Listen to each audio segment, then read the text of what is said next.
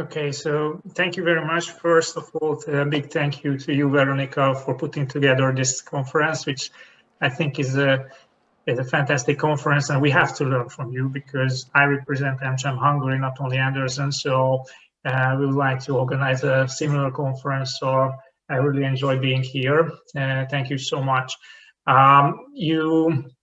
You made a title to my speech, which is the lesson to be learned from Hungary. I'm not sure whether these are lessons to be learned, but definitely some good experience what Hungary went through in the last 10 years. So you might have heard a lot of things, good and bad things about Hungary. We have a fairly controversial government, but one thing is the fact that they have reform, simplify the Hungarian tax system very much. The government shows a quite different path than most of the other jurisdictions.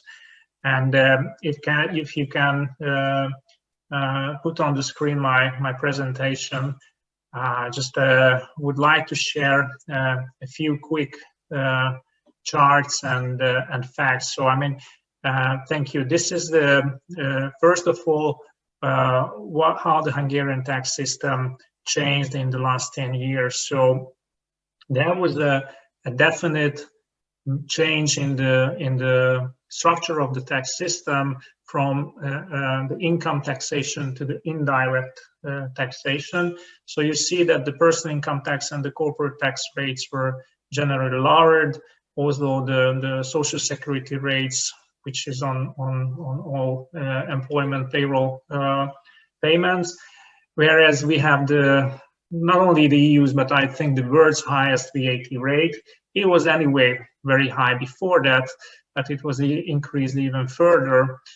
So there was a definite trend how to reshape the Hungarian tax system. So we have now the lowest corporate tax and the highest VAT rate. We can move on just to show the big milestones that the Hungarian tax administration went through. So digitalization means not only that we would like to tax digital companies, but also that the tax administration can change. And Hungary was used to be called a paper country. I think you understand what I mean, that I think it was fairly typical in Central Eastern Europe that the tax administration believed only for the papers and not only for any digital means. So the mindset had to be changed very much. And the Hungarian tax administration started to digitalize in 2006, 2007, and then everything was accelerated. So nowadays everything had to be already submitted to the tax authority digitally, no paper, which was a big change in the mindset. But not only this changed, because that only relates to the process, but how the enterprises are tracked. And in the beginning, this was viewed as a very serious, violation of the enterprises' confidentiality, because they were really tracked on a daily basis. First of all, in 2013, the tax authority introduced an online cash register. So if you buy something in a grocery shop or any retail shop, then when your invoice is typed in the cash register, an online immediate data is transferred to the tax authority. So the tax authority started to learn how how people are purchasing goods, how the revenues are increasing, what the costs are of the certain entities. So it got an online and real-time picture what's happening in the economy. Then in 2 years' time, because Hungary had the highest VAT rate, or still have the highest VAT rate. VAT fraud was a very big concern in Hungary, especially with Slovakia or with Romania. So a lot of company was fraudulent and transported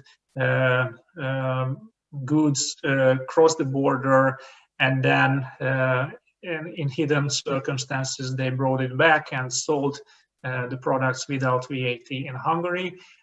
So the government introduced a new electronic public road transportation control system, which is a very sophisticated thing. It's a camera-based thing. So when you go on the roads, you see the cameras, and they are tracking the movement of trucks. And the transportation companies have to report when they load the truck, what is the quantity, what is the destination, and there is again an online tracking system for this transportation, which was again a very controversial and exceptional development. No other countries introduced such a very strong digital control system, and I will show the results that now actually companies like it very much, because it lightened the economy very much, and it helped the competitiveness of the fairly trading companies. Then in 2016, the government introduced an e-personal income tax system. It means that individuals are no longer required to file tax returns, because all the data is with the tax authority.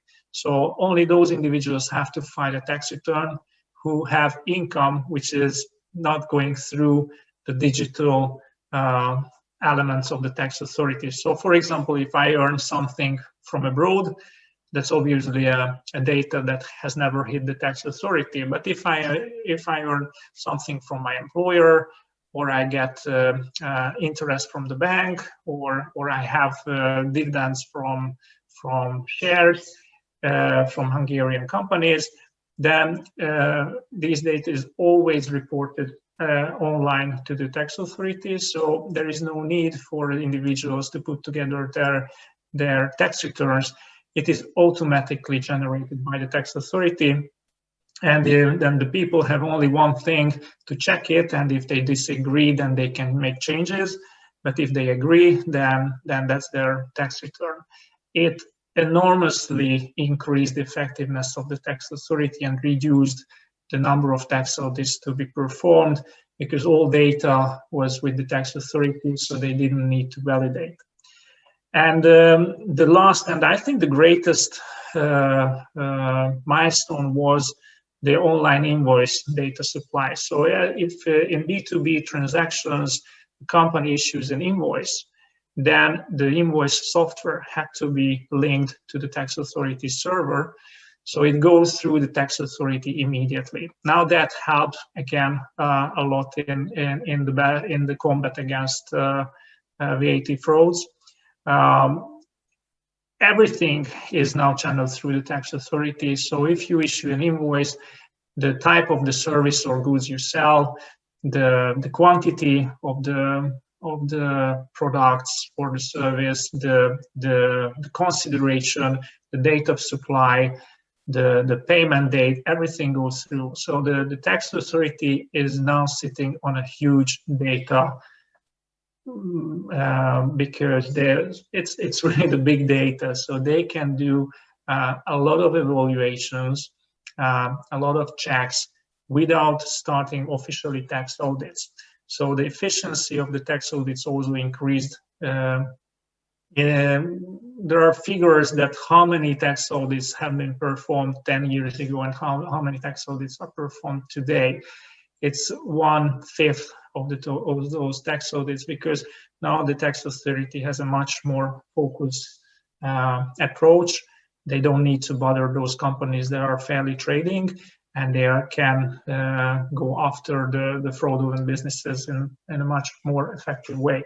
So if we can go on, and I would show you some figures about the results. This is the Hungarian VAT gap. The VAT gap is a EU-wide measurement that what is the theoretical VAT amount that is not collected. So if everything was white, then it would be 0%. And if there is a gray economy, then obviously this VAT gap is higher. So you see that in 2010 it was 22%, and when the online cash registers were introduced, then it immediately dropped by 4%. And when the electronic road transportation control was introduced, then it decreased another 2%. And when and that's, you know, it's when you're clearing up fraudulent businesses, it doesn't. Not everything changes from one day to another. So it was a trend, but you see that together with the online invoice data reporting, which was introduced in 2018, in the latest 2019 figure, which was just recently published by the European Commission, Hungary is already have a very small VAT gap, which is 6.6%, which is lower than the EU average, and it is lower than in many other jurisdictions in the European Union. If we can move forward, this is how the Hungarian tax system changed. So what I told you that there was a big shift from the direct taxation to the indirect taxation. So you see that whereas the indirect tax income was more than doubled in the last 10 years, the income tax was fairly even, but there was a great whitening of the economy. So, you know, the personal income tax got reduced 7%. The corporate income tax rate was practically halved, but you see that the tax income didn't change.